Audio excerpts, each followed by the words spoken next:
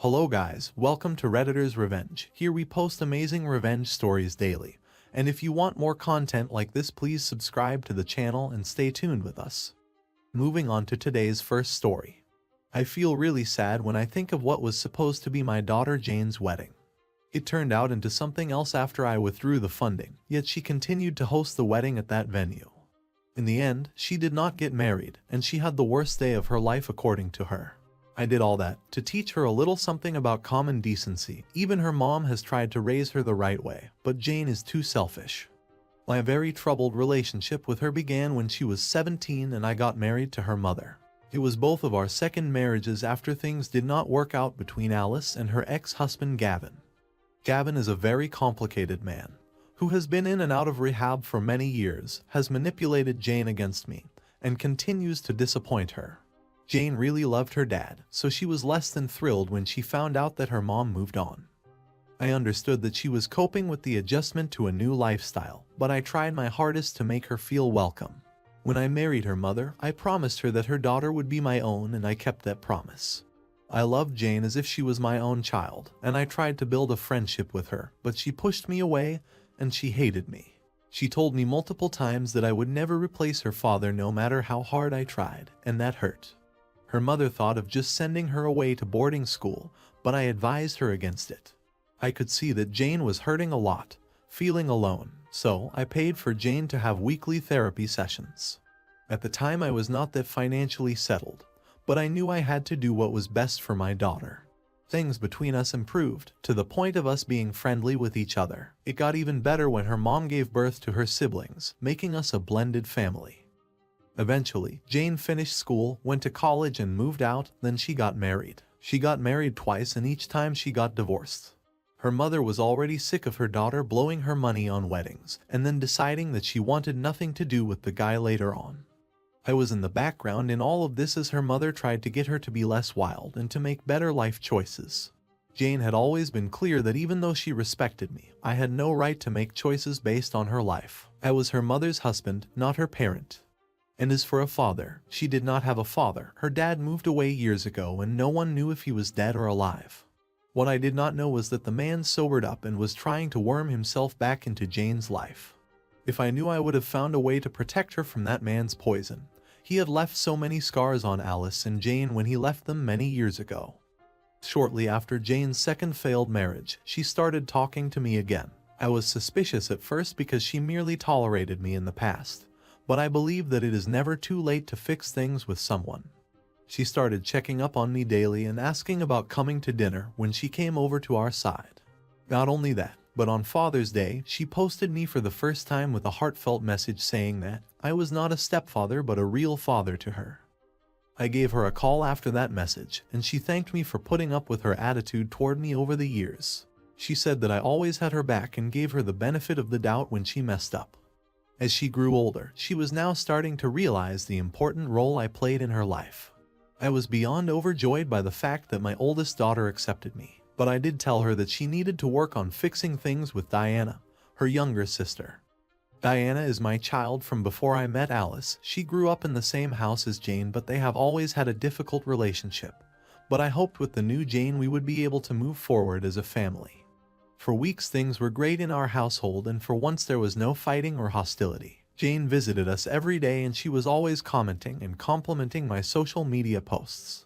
I know they were not that good, as I am not too technologically literate. I am mostly engaging in blogs, which my younger kids feel is super boring. But things were going very well. Things did become complicated when Jane announced that she was engaged once again, but she really loved this man and she wanted it to be a very wonderful wedding. I was happy for her, hoping that it would be her last wedding. All that money she was spending could have been used to invest or something. I was further disappointed when she mentioned that she did not have all the cash to make sure that she would get married a month before her sister. She then asked me if I could not help her with some money for her wedding. Well, all of the logic went out of my head when I realized that she really trusted me in telling me this. She admitted that she did not think the last time she got married, and now she was broke. She said that I was the only father that she had, and she valued the advice I gave her years ago to be careful when choosing a partner. So, do you know what my response to her was? I was over the moon that she found someone she loved, and I would gladly help her out with her wedding budgeted at $50,000. I felt like the third time was the lucky one and I wanted her to have the perfect wedding. She also told me that she wanted me to walk her down the aisle. Things could not have been more perfect. She was so happy and told me I was the best. I had already pledged money to Jane when Diana called to let me know that things were tight and she needed cash for the wedding.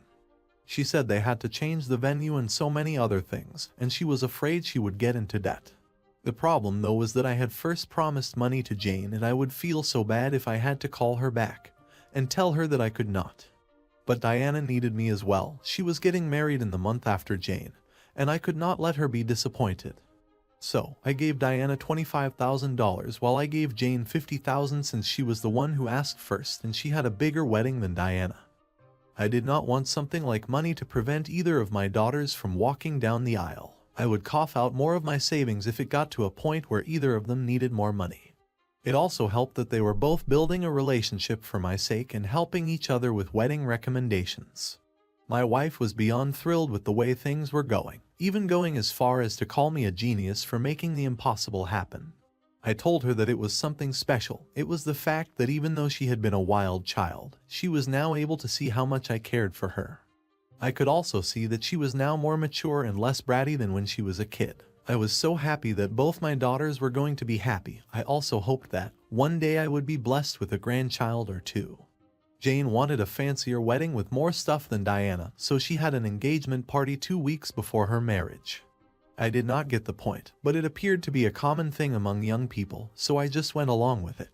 She organized a beautiful party with some of her close friends, which was going well until I saw him. It had been several years since I laid eyes on Jane's biological dad. He looked just the same, maybe a little clean for her party. I wanted to throw him out myself for even thinking that he had the right to come to her engagement party, but I held myself because I did not want to ruin Jane's day. I was so worried about Jane seeing him and getting mad at him that it was a sucker punch when she hugged him. My wife had turned pale beside me, saying, "What does she think she is doing? He has never been there for her. For both of her previous weddings, he did not attend. Instead, my wife stood in for him." But Jane was there acting like nothing had happened, and they were on good terms. I thought she had a better judgment, but this was so far off.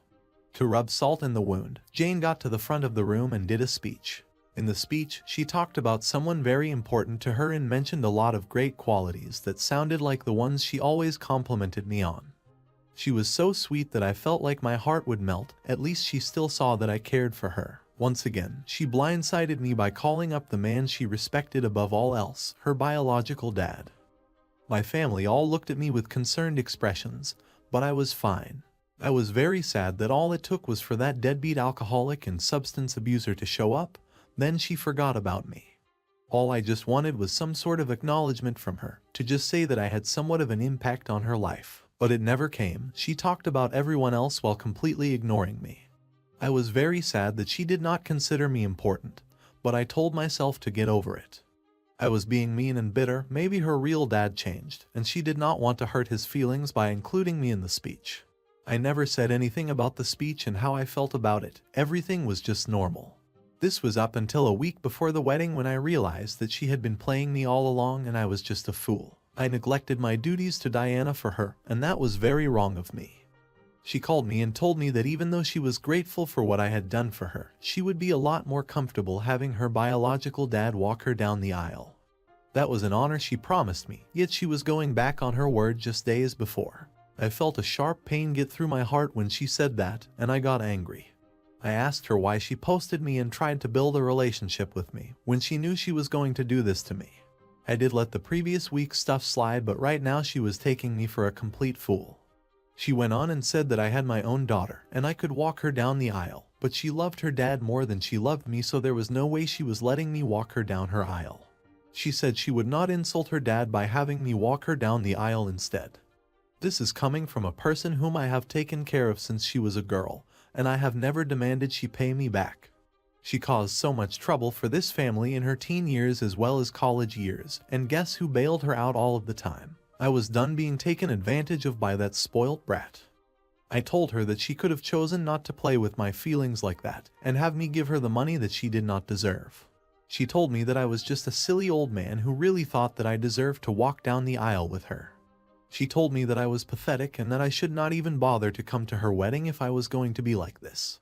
I told my wife all that she had done, and she was furious. She said that I was right in being angry with Jane, who was very irresponsible and manipulative. This time I would not take it lying down. I had been so kind and understanding to her over the years, and yet she continued to use me and play with my feelings.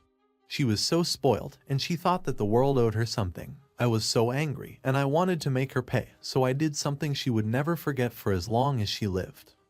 Remember how I said that I paid for her entire wedding? Well, I had all the names of the service providers for that day as well as the venue. I was friends with some of these people. I did not even have to explain why I wanted her wedding cancelled. All she was left with was the clothes that she bought on her own, but sure enough, I cancelled each and everything that I paid for at that wedding. I paid the minimum cancellation fee, then I took the remaining money and gave it to Diana, the only daughter that had been gracious all along. I should not have favored her stepsister over her at all, and for that I was sorry. We cut off Jane and her father, putting all our energy into Diana's wedding. On the other hand, Jane would not stop calling me until I had to block her number because she was mad at me for canceling her wedding. She told me that she was going to get married either way without my money, and that I was so self-righteous. I wondered what wedding she could get done in a few days, maybe a court wedding, but I knew it would not be up to standard for them.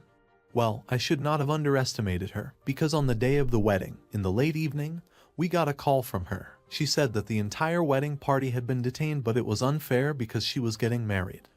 I reminded her that I canceled the venue, but she said she thought I was joking, so they went ahead with the wedding.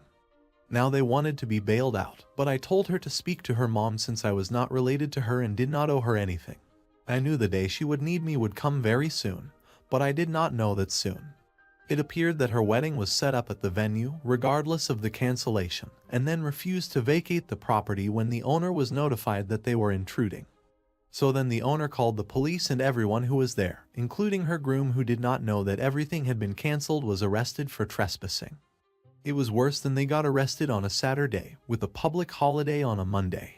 So now they were going to spend more than a couple of days in there with the guests. Monday came, but we did not bail her out.